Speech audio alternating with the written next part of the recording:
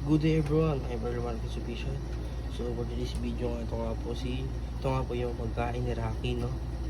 So ito po yung meal ni Rocky, the Belgian Malinois.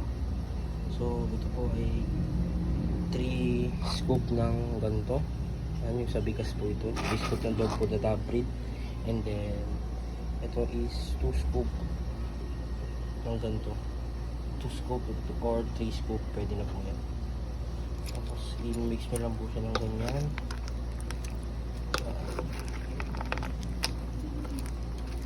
Mix nyo lang po siya ng ganyan. Siyempre nag-aalaw pa po tayo ng matindi. Ito, fish oil or salmon oil.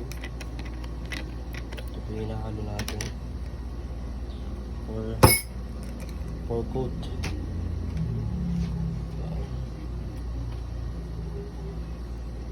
So ipapakain na po natin dito sa Rocky natin sa Belgian Malinois. Okay, sit, wait.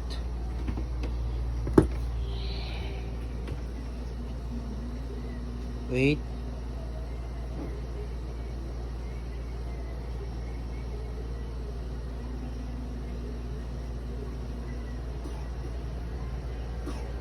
Yes.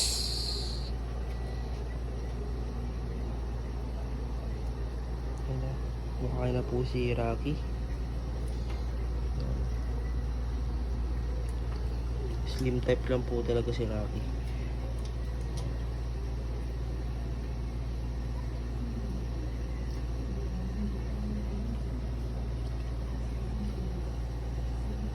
Okay, thank you for watching guys. Salamat.